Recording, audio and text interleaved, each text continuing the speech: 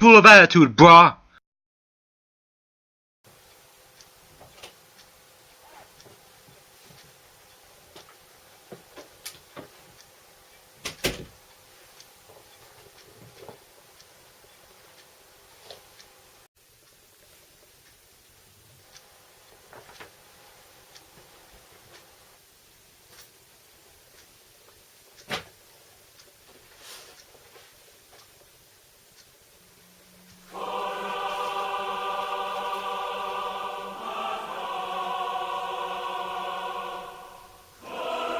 I have a bad feeling about this.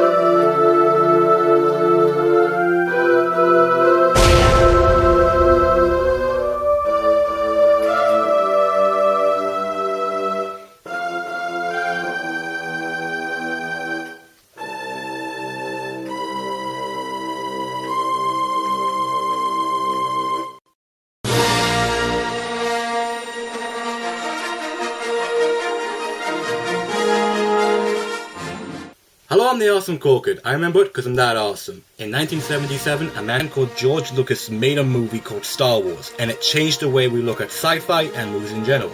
A story about a normal boy who goes from being a farm boy to a hero that saves the day. So, it made sense to make 2 more movies that continues the story from the last film, with likable characters, great villains, and awesome action.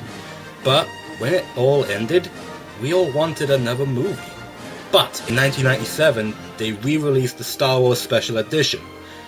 It was good to see these movies back on the big screen again, but they were the same movies, but with longer scenes and more special effects, no new story.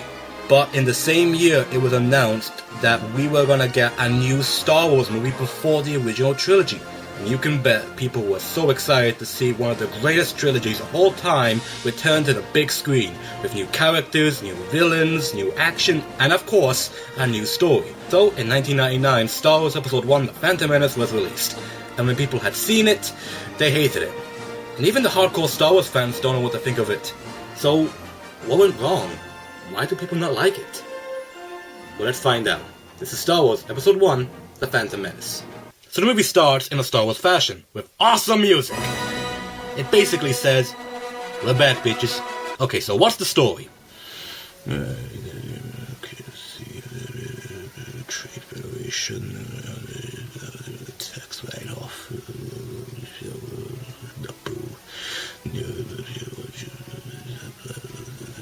Chancellor Jedi. Okay, that's different. So a ship flies to a blockade and we meet two Jedi, Qui-gon Jinn and Obi-Wan Kenobi. They are there to make negotiations with the Trade Federation for Naboo. But they don't know that they're Jedi. So...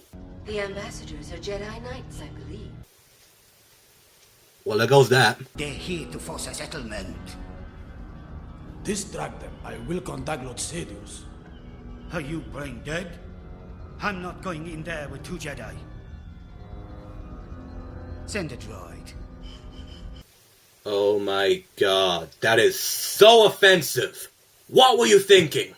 Okay, so the Viceroy calls a man called Darth Sidious about the Jedi, so Sidious tells him to kill them. I wonder how they're gonna kill them. Are they going to poison their drinks or something? You idiots! Now they know you're trying to kill them! Why didn't you just gas them first and then blow up their ship? It would have made so much sense to do that! Okay, some droids show up to finish the job.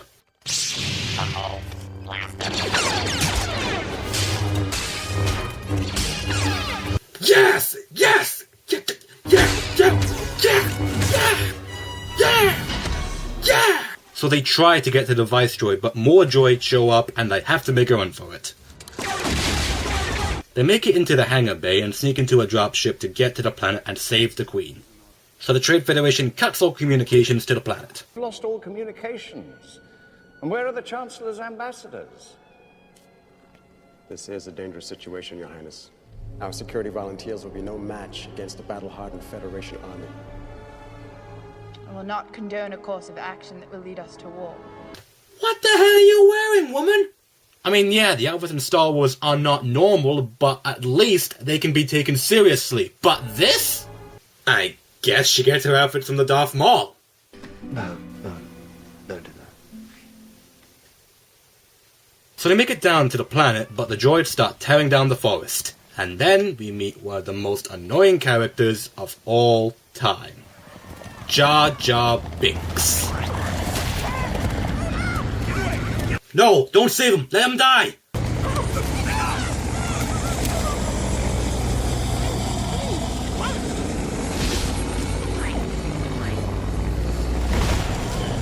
Shit.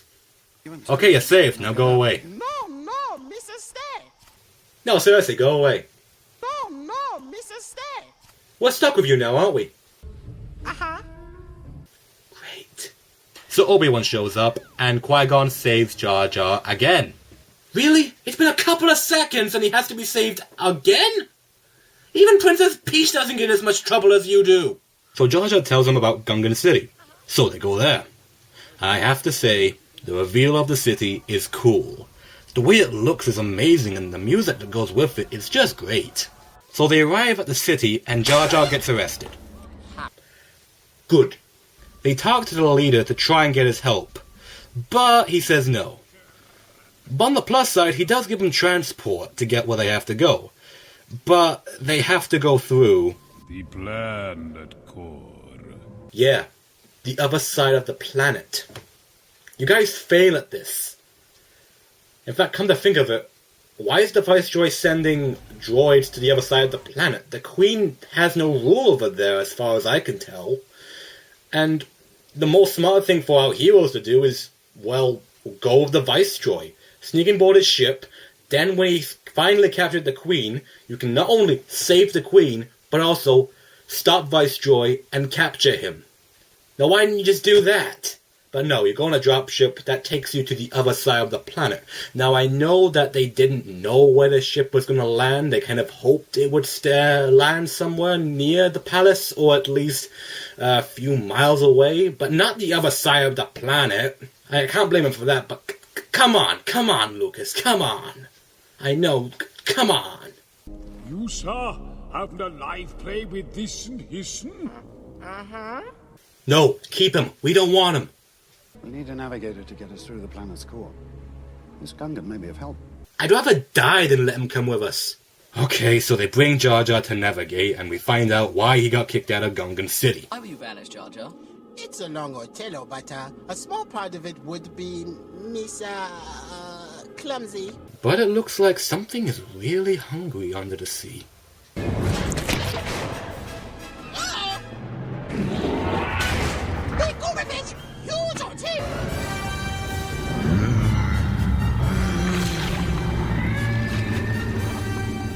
There's always a bigger fish. Funny? Haha, laughs uncontrollably. So they make it to the city, but the queen is already captured, so they have to save her. Well, the droids are really dangerous, so it's not gonna be easy.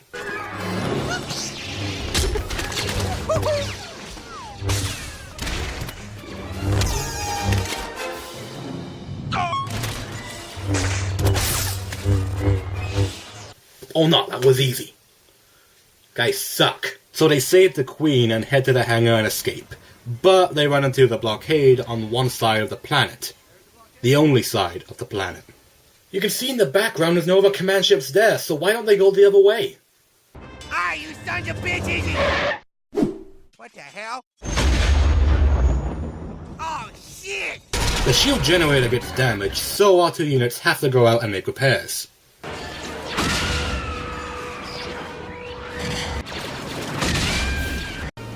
It's like hit the R2 unit win a prize.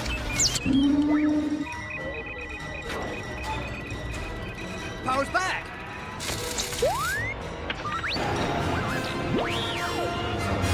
Sorry, better luck next time. R2-D2 saves the ship and manages to get away. So the queen decides to reward it. She gets one of her handmaidens to clean it. On the other side of things, the hyperdrive was hit as well, so they have to land and make repairs. Meanwhile, the Viceroy tells Sidious that they have lost the Queen, but Sidious says that this is a job for the Sith. This is my apprentice, Darth Maul. Okay, that's a good look for a bad guy. So our heroes land on a planet called Tatooine and make their way to the nearest town, but the Queen sends one of her handmaidens to go with them. Wait, why? The Queen wishes it. She's curious about the planet. Okay, fine, whatever. Okay, now they're on their way there. Hey, you stopped on the movie. I mean a piece of shit. I mean poo. I mean feces. Oh, you know what I mean. So get this. The first shop that they go to has exactly what they're looking for. How the hell is that possible?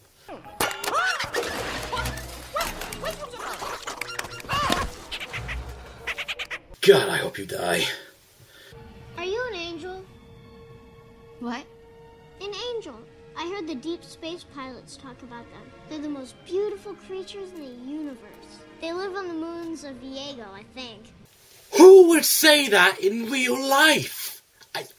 I'm sorry, who are you? My name is Anakin.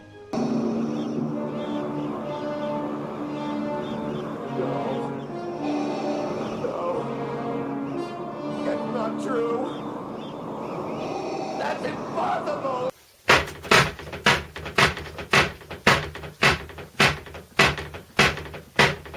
Okay, back to the review. It's really comfortable down here. Interesting fact, Natalie Portman, the actress who plays Padme, hurt her leg during filming in the Tatooine scenes. Well, at least we're not the only ones suffering throughout these Tatooine scenes. God, that's a terrible thing to say, isn't it? I don't know. So Qui-gon tries to buy the hyperdrive. It would be cheaper, I think, huh? Saying of which, how's he gonna pay for all of this? I have 20,000 Republic dactaries. Republic credits? Republic credits are no good out here. I need something more real. That's not what he said. He said Republic dicariates. That's entirely different. Credits will do fine. No, they won't. What, you think you're some kind of Jedi waving your hand around like that? I'm a Toydarian. My tricks don't work on me. Only money. No money, no parts, no deal. And no one else has a T-14 hyperdrive, I promise you that. Okay, so go somewhere else. He might not be the only one with the thing you want. I mean, sure, he said he's the only one with the hyperdrive, but come on, any good salesman would say that so that you won't go and buy it from some other store. Or tell him the situation and he might help you out. And even if he doesn't, at least you tried. Or hire a pilot to get you to Coruscant. Or get a new ship. Or hell, why don't you just do this? Hey mate, use the hyperdrive. Okay. Merry Christmas, everyone. Merry Christmas, everyone. But no, they leave. And Jar Jar continues to be funny. Ah, Maury. Hey.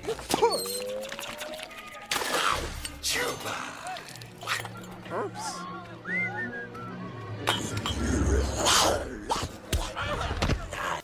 Before Saboba can get rid of Jar Jar, Anakin saves him. He invites them to stay with him and his mom until the sandstorm passes. Mom, I'm home. Oh, this ain't cozy. And we meet C-3PO for the first time in the saga. And it's the first time he and R2 have met. It's a cute scene and all for the both of them, but it really doesn't do anything to move the plot along, so it's kinda pointless. So when they're trying to come up with a plan to get the hyperdrive for the ship, Anakin says to try pod racing. Oh, and Jar Jar does his Yoshi impression. Yoshi! So they make the deal with Watto and... He smashed up my pod in the last race. To take some long time to fix it. It wasn't my fault, really. Saboba flashed me Wait, what? his vids. Oh my god. Woo! Thank god. Oh, that could have gone bad. Oh my god. So Anakin and the others get on building the pod, but Qui-Gon can't help but sense something about the boy. Who was his father? There was no father. I carried him, I gave birth, I raised him. I can't explain what happened. So the Force raped you or something? Hey, Jar Jar, keep away from those energy binders. If your hand gets caught in the beam, it's gonna go numb for hours. Okay. My curry is savage. My curry, ravage. Ravage is ravage. Curry. I'm stuck.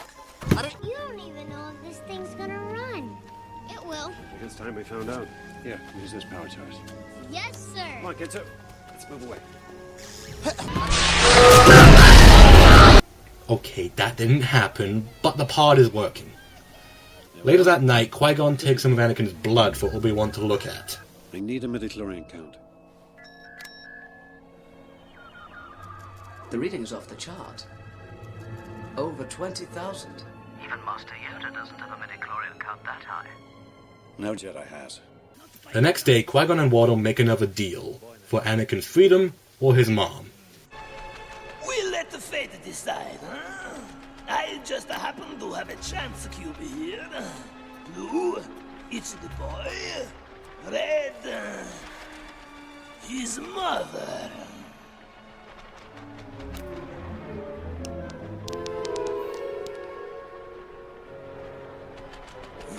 So after a long introduction of all the racers and another old character, I don't know, Jabba the something or something, the race gets on its way. And I have to say, the pod race is an awesome scene. But it does go on for 10 minutes, so, you know. But wait a minute, isn't there a war going on Naboo right now? I mean, people are dying right now, you said. I mean, are we supposed to forget all that? I mean, people are dying at this moment. I mean, I'm not sure if that's true or not, but come on. Lives are at stake, come on. But it all comes down to Anakin and Saboba. Oh, and by the way, invisible Saboba. No, really, look. He's not there.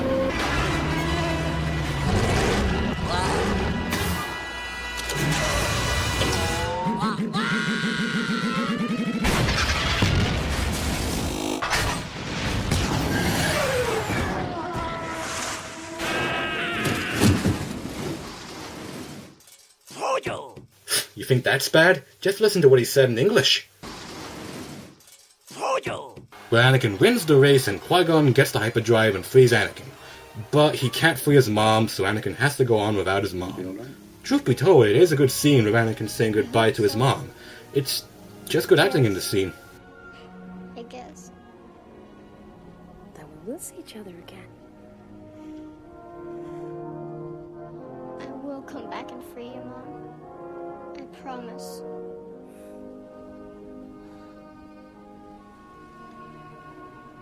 The Sith is closer than they think. So then we cut back to... now they're running. The deleted scene here might have helped to explain that. And Darth Maul attacks Qui-Gon and they get away. That was intense. Are you alright? I think so. What was it? I'm not sure. But it was well trained in the Jedi arts. My guess is he was after the Queen. What are we gonna do about it? We should be patient.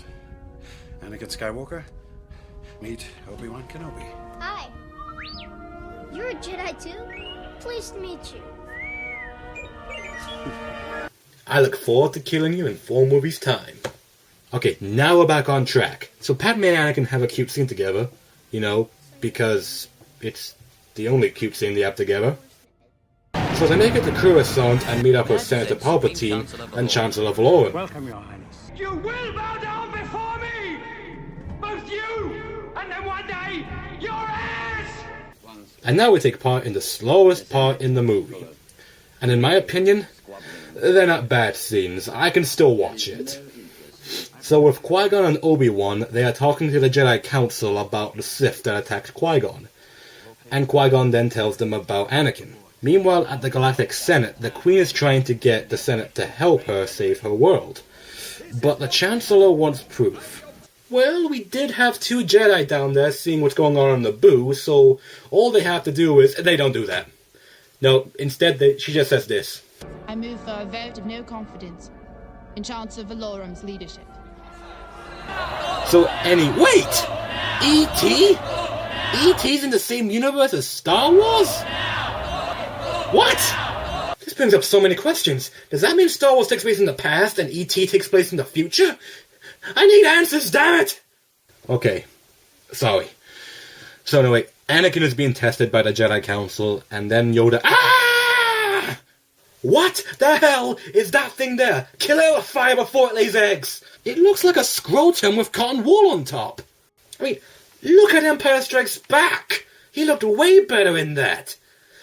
I like the CGI Yoda more than this. I think the 3D version of this movie is better. Did I just say that out loud? Oh well, moving on. The Queen is sad that nothing is being done to help her people, and Jar Jar is there to support her in this scene. Like that makes his character any better. But then Palpatine comes in to tell her that he's been voted for Chancellor. Okay, we all know that Palpatine is Darth Sidious, right? Because nobody brings it up.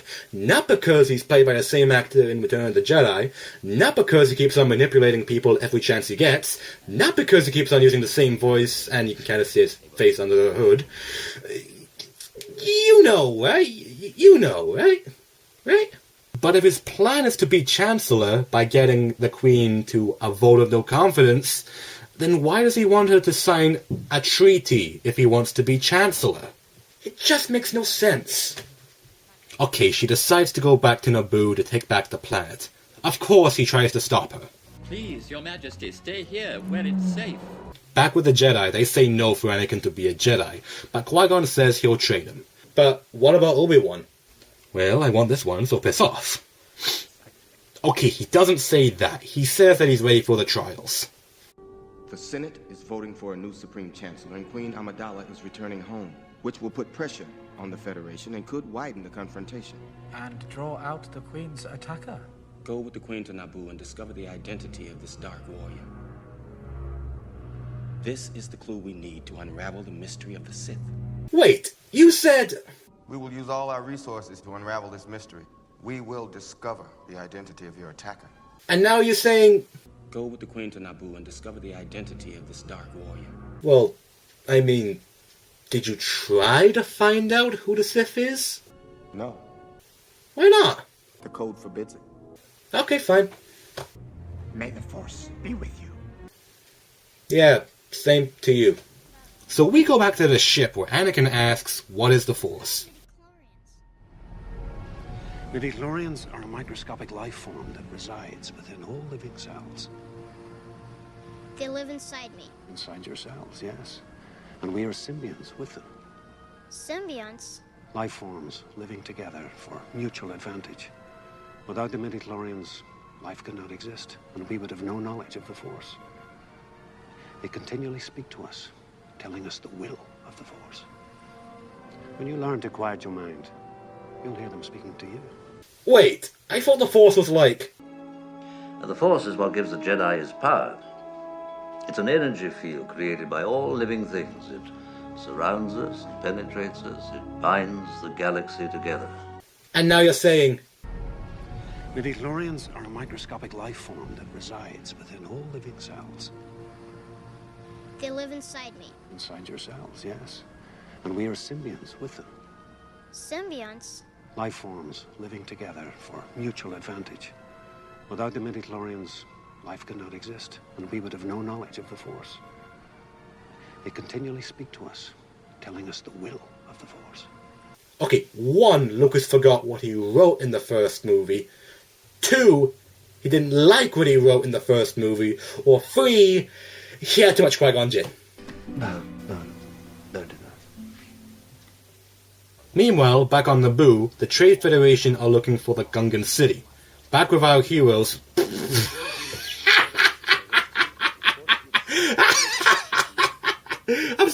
I'm sorry, I can't take you seriously anymore.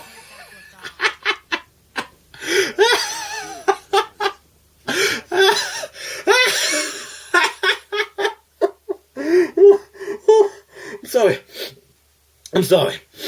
Okay. So our heroes realize one thing. We have no army. And I can only protect you. I can't fight a war for you. Well, game over. They win. I mean, we probably should have thought about that before we left. I mean, an army is an essential thing in order to win a war. Because if you don't have an army, then how exactly can you win a war without an army? Probably should have thought about that before we left Coruscant. We kind of suck at this. Jar Jar Binks. Isa, Your Highness? Yes. I need your help. Wow. You must be desperate if you're asking Jar Jar Binks for help. We're doomed. So the blockade is gone now. For some reason. So they make it down to the planet with no problem. Qui-Gon and Obi-Wan have a nice Master Padawan moment. It's a good scene. Ah well, back to the plot. Jar Jar comes back from the Gungan city. Nobody there. The Gungan city is deserted. Some kind of fight, Misa thinks. Do you think they've been taken to the camps? More likely they were wiped out. Misa no think so. Do you know where they are, Jar Jar? When in trouble, Gungans go to sacred place. Misa show you. Come on, Misa show you. So Jar Jar thinks he knows where they all are. Hello, Daddy, Big Boss Nash, Your Honor. Jar Jar Binks. Who's da us and others? I'm Queen Amidala of the Naboo. I come before you in peace. Ah, Naboo Bigun. You shall bring him the mechanics. You shall all bombard. We have searched you out because we wish to form an alliance. Your Honor. Who's are these? I am Queen Amidala. This is my decoy, my protection, my loyal bodyguard. Well, it's a reveal. Just not a Luke, I am your father reveal. The Gungans? Misa like this. Okay, if you don't know who this voice is, this should help. Tore through the tent, there was his face, and I just went, yeah! Straight in its fucking face! So an alliance is made to fight the Trade Federation. Okay, so Jar Jar finally helped. It's about time. As long as you don't do anything stupid like, I don't know, making him general or something. So, we shall make you Bombard General. General?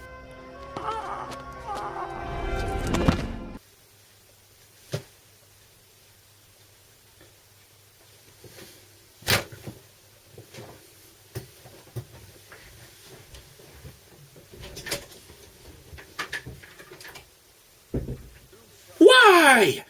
Why is he now a general? He hasn't been trained to be a general. I mean, the only thing he has done is lead our heroes to the Gungans and find the Gungans moments after. He has done nothing in this movie. Nothing. Zilch. Nothing. He's always gotten into trouble, been stupid, endangering lives, and being absolutely annoying. I mean, that's just like saying, you know, Bob, you're a great cook. You really are. I mean, your pasta is fantastic. Your pizza is amazing. And your cakes, oh my God, there are no words that can describe how great your cake is. That's why I've given it a lot of thought. That's why I've decided to make you general of my army. But I don't know anything about being a general. I never joined the army or anything. Oh, you'll be fine. On you go. Okay.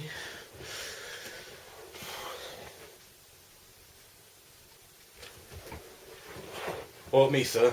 I've spent my whole life as a soldier. Never made it to general yet. I worked all my life to try and be one. I know you have. I know you have. That's why I gave that a lot of thought as well. Yeah. And you know what? I think it's the right thing to do. Yeah. That's why I want you to be, yeah, my toilet cleaner. Yeah! Wait, what? Less talking, more scrubby. My toilet is filthy. I'm a good leader.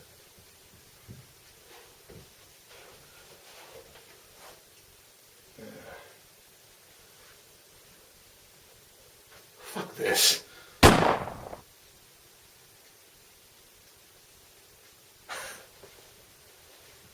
It doesn't work, Lucas. It just doesn't work. So they make a plan that the Gungans will lead the droids away from the city and the rest sneak in and capture the Viceroy and... Wait! Why is Anakin there? Inside, you find a safe place to hide. Why is he not back on the ship or on Coruscant, you know, safe and sound? Once we get inside, you find a safe place to hide and stay there. Sure. Stay there. You're dumb. So they make it inside. What the hell is that? Why did you put a filter over her voice? I mean, is it because she sounds too young, or is it because you wanted her to sound more grown up? I mean, here's how she sounds in the trailer. Get to your ships! And here's how she sounds in the movie. Where's the logic in this, man? Where's the logic? God, she sounds like a man. Why did she sound like a man? That's not right. It's Natalie Portman. Why'd she sound like a man? Managed to clean out the hangar bay, but Darth Maul shows up to stop them. Now shoot him! Ugh. Sometimes you just have to do things by yourself. Okay, that doesn't happen. Padme and her forces go another way to get to the Viceroy, and Qui-gon and Obi-Wan get ready to fight Darth Maul in the most awesome fight scene in the whole movie, in my opinion. Yes, it's choreographed, but it looks cool. Anyway, more droids show up and attack Padme and her forces. So Anakin accidentally starts up the ship that he's in and saves them, and heads into space to join the other starships in a space battle to take down the command ship. I'll try spinning. That's a good trick. No, you should have said this. Do a barrel roll! That'd have been so much better. So back with the Gungans, after the droids realize that their shields are on, they send in their army to kill them. And Jar Jar, as the great general that he is, fails at leading his army, and then... Oh, for God's sake, that's it! Take the shot!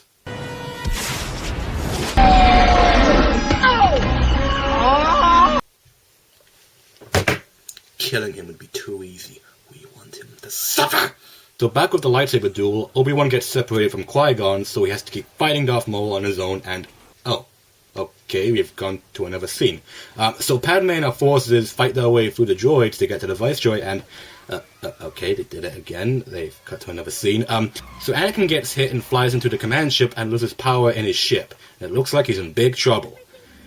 And it also looks like the Gungans have lost the battle against the droids. But our great general has a plan.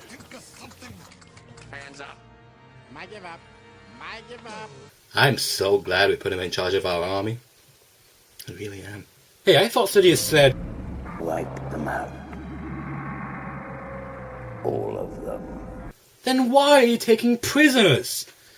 I mean, that's sort of like, hey, I'm going out doing the shopping, I'll be back soon, and then you come back without the shopping. I mean, that's the complete opposite than what you said you would do. You said you'd get the shopping, and you come back without the shopping, therefore, you did the opposite and what you did. What the hell is wrong with you people? Padme and her forces, they get captured and... Oh my god, how many storylines are in this movie?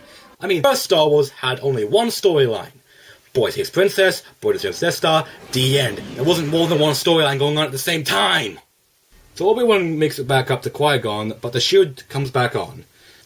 You know that force speed you used in the beginning of the movie? Yeah, why don't you just use that? Well, as long as he stops at the end. So Obi-Wan is helpless but to watch his master fight Darth Maul alone. Well, I'm sure he'll be fine. I mean, he does his all the time. Oh.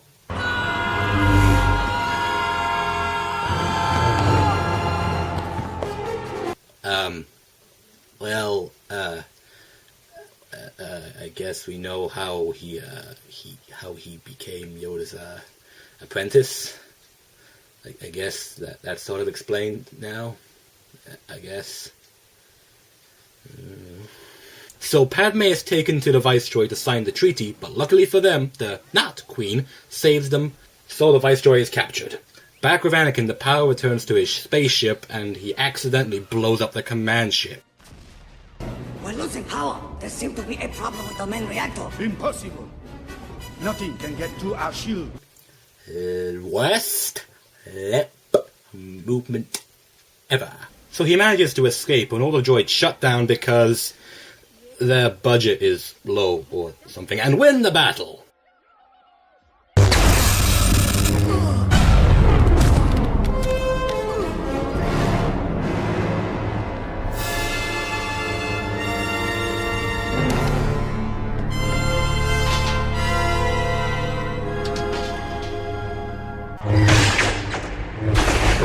Okay, he's too far down for the sparks to even hit him.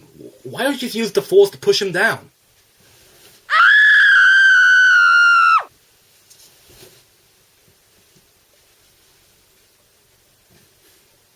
Or drop your lightsaber on him.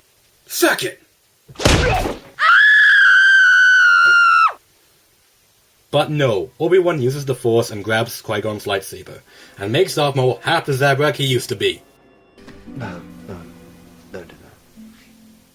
So Qui-Gon dies and Palpatine becomes Chancellor, and no one is none the wiser.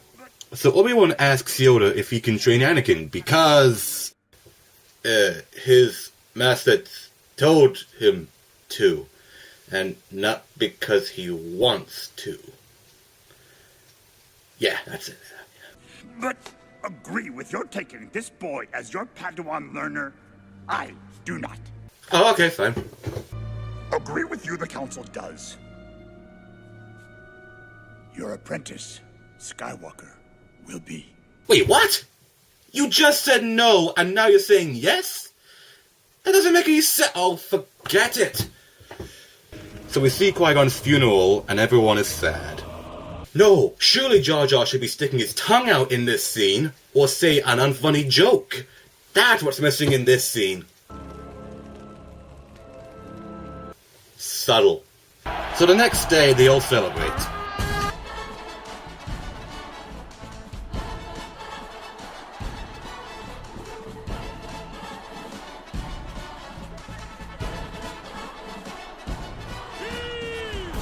No. I think you mean freedom! The end. The Phantom Menace is not like the original trilogy. You know, like, at all. Another interesting fact, Liam Neeson, the one who plays Qui-Gon, was so eager to be in The Phantom Menace, he did not read a single word of George Lucas's script. That shows how much people wanted to be in this movie and how much we wanted this movie to be awesome. But it's not. Jar Jar is one of the most annoying characters in the movie.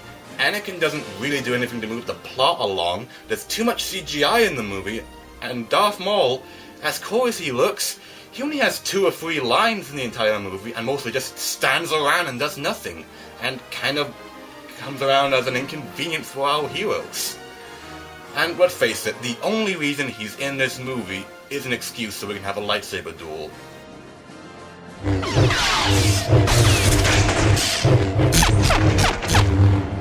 And as for the rest of the villains in this movie, besides Palpatine, they suck it hard. And the story is hard to follow because of all the storylines going on at the same time. Cute scenes turn into bad scenes. But what is the main thing that is so bad about this movie? Well, I guess we expected too much out of it. I mean, we wanted it to be good, but it wasn't. So, is that our fault? No, it's human nature. We wanted this movie to be awesome. We wanted to enjoy it. It's the beginning of the entire Star Wars saga. I mean, come on. We imagined that for years, but now, maybe it was for the best that we had that in our minds and what it was like. Because the translation that we got wasn't exactly what we thought it was. So, again, I guess we expected too much out of this movie. But again, that's not our fault. That's just bad writing on Lucas's part. But there are good things about this movie. Put away your lightsabers and blasters, there are really good things about this movie. Like the combat. It's fast and awesome to watch. And as much as we like the first Star Wars movie, you can't deny that the first lightsaber duel is not as cool as the other lightsaber duels in the saga. I know it's the first ever lightsaber duel in the saga. It's not bad, it's just the weakest out of the rest of the saga. I'm surprised that Darth Vader doesn't turn to Obi-Wan and say this. Obi-Wan, remember when we fought in that volcano through a pool of lava and death, surfing on tiny little machines and doing flips and kicks everywhere? Yup, sure do. We got so old. Preach. And the music is just amazing to listen to. It's so epic, I could listen to it all day. And as much as we hate the CGI in this movie, some of the effects can be brilliant to look at. Just some of the designs alone can be so creative at times.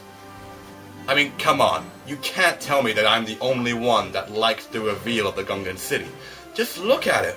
It's dripping with atmosphere. The music is great in it. The CGI, my god. The lights, they're so bright. It's so amazing to look at. Even if it's just in one scene that the CGI looks amazing. I mean, some of the scenes on Tatooine look cool, like the pod race. But I don't know, I kind of like the Gungan reveal more. Jar Jar, as annoying as he is, it's a good thing we don't see any more of him later on in the saga. And even if we do in whatever Star Wars related media, it's not as bad as it is in this. And as for Jake Lloyd, I don't think he did a bad job in this movie. Maybe if somebody helped him out to learn how to act better, maybe he could have pulled it off.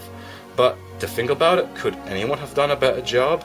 I mean, out of the last 3 kids to play Anakin, I think he was a better choice out of them all, in my opinion. Ewan McGregor plays Obi-Wan, and I can definitely see the old Obi-Wan in the way he acts. I mean, it's just good casting. Another good actor is Ian McDiarmid as Darth Sidious / Palpatine. He is having a ball in these new movies. He is so much fun to watch. I mean, it can definitely show in the later movies. Maybe not much as in this movie, but in the later ones, you can see it, especially in episode 3. My god, he is having a ball in that one especially. Liam Neeson as Qui-Gon does an okay job. I would have liked to know more about him, and Obi-Wan for that matter. But I guess if you want to know more about them, you have to go into the Star Wars Extended Universe to find out more. So, the big question is, would I recommend this movie to you? Well, me personally, I'd recommend you go see Star Wars Episode 2, Attack of the Clones. It's not as great as the original trilogy by any means. I mean, it still has Lucas's writing all over it, and some of the dialogue can be painful to watch and listen to, but it's got more stuff going on in it than in this movie, and it's not that boring, actually. I mean, the only thing you walk out with is possibly a sore headache and a sensation to commit suicide. But if that's not your cup of tea, why don't you just check out Star Wars Episode 3, Revenge of the Sith? I would say it's the most amazing Star Wars prequel of all of them.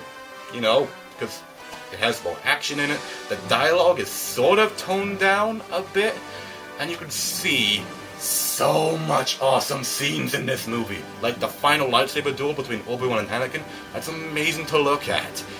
It's an amazing movie, not a great movie, just an amazing one. You know, if you want to go for visuals and for action. Or, if you don't like that, I would suggest you would go watch Star Wars Clone Wars. It's an animated series that ran before Episode 3 came out. It has great characters in it, the story is pretty interesting, and the dialogue isn't painful to watch. It's just a far better Star Wars experience in my opinion. So, that's a good one. Or, if you want to go even further, why don't you check out Star Wars The Clone Wars movie? That's a far better movie out of the prequels in my opinion. I mean, the characters are more, relatable and stuff, and oh my god, the action. Oh, don't get me started on the action. That's amazing to look at. And this is pure animated. Pure animated. That's an achievement. And I'd also recommend you check out the series that came out after. I mean, the episodes at times can be a bit boring, but it's a great series to get into. And I would also recommend you check out Star Wars Rebels, kind of the sequel series to Clone Wars. Or, why don't you do the most smart thing you can do and just watch the original trilogy? Yeah, the one that kicked it all off. You can watch A New Hope, Empire Strikes Back, and Return of the Jedi. And even if you don't have, the uncut versions or whatever, get the special editions one. As much as, they don't add much to the story or anything, at least you get your hands on them.